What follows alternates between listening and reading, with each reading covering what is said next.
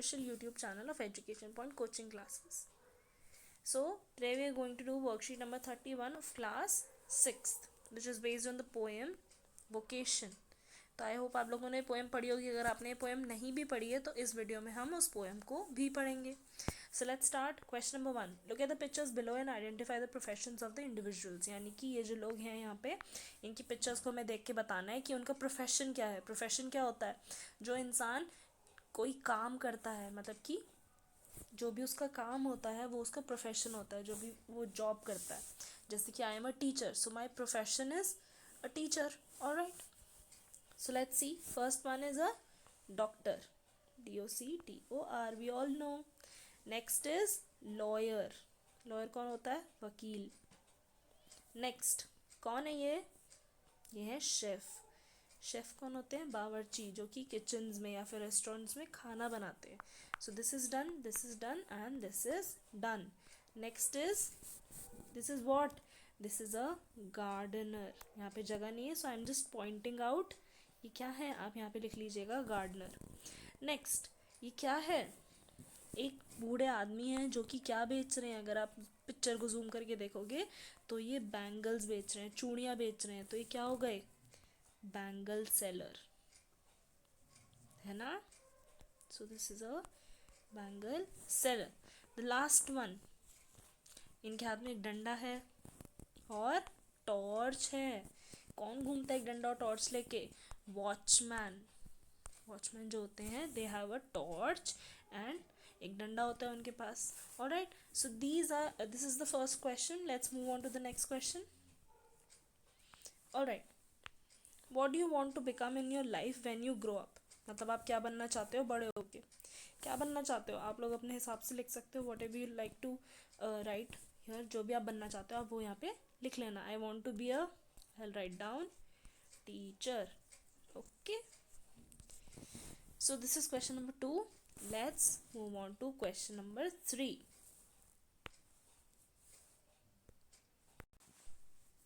Question number 3.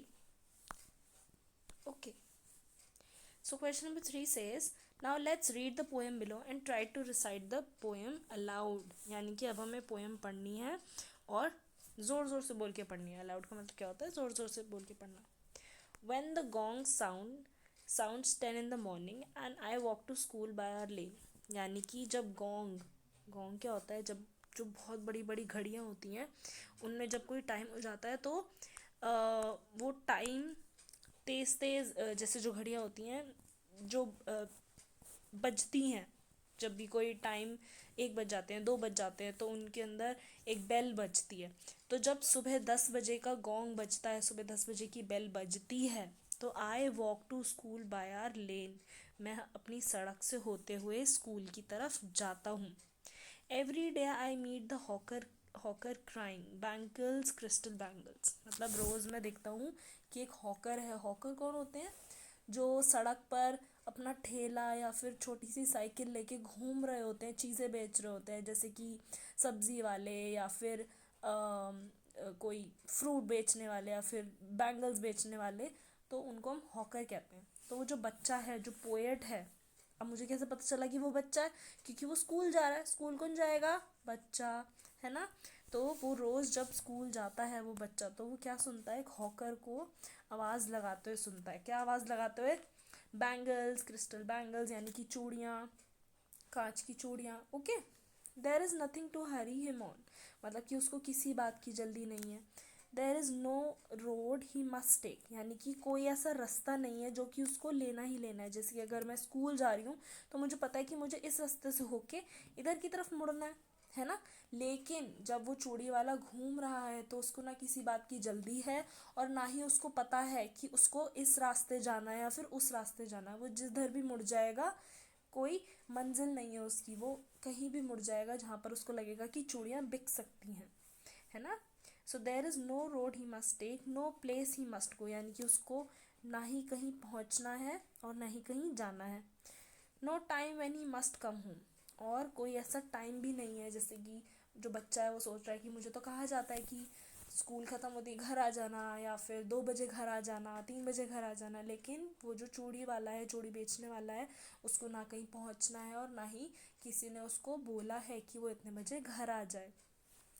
I wish I were a hawker, मतलब I wish, मैं चाहता हूँ कि मैं काश एक हॉकर होता। Spending my day in the road crying, मतलब पूरे दिन सड़कों पर घूमता आवाज़ लगाते हुए। यहाँ पर क्राइंग का क्या मतलब है, आवाज़ लगाते हुए।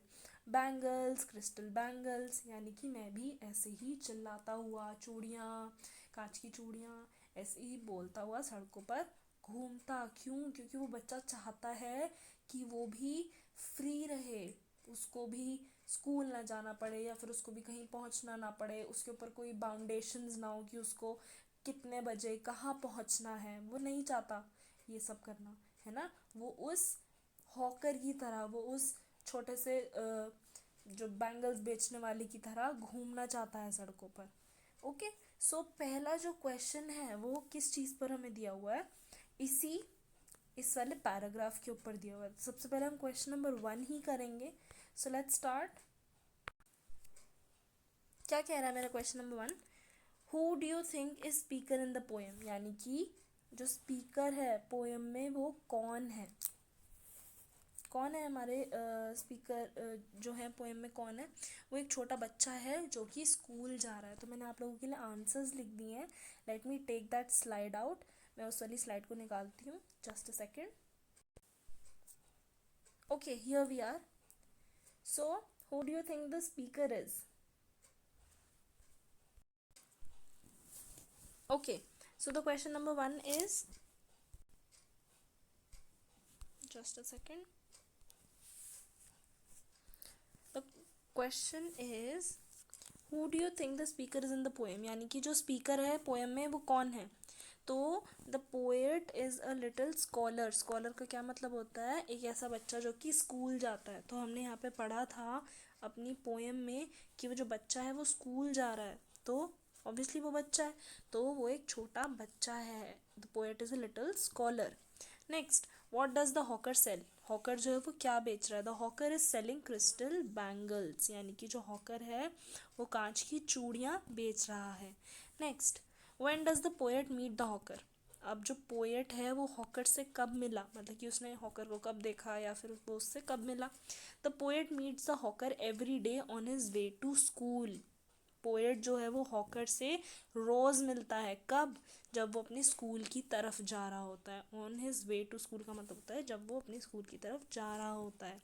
Next, why do you think the poet wishes to be a hawker. अब पोएट जो है आपको क्यों लगता है कि वो हॉकर बनना चाहता है। Because the poet wants to spend his day in the road crying bangles, crystal bangles like the hawker.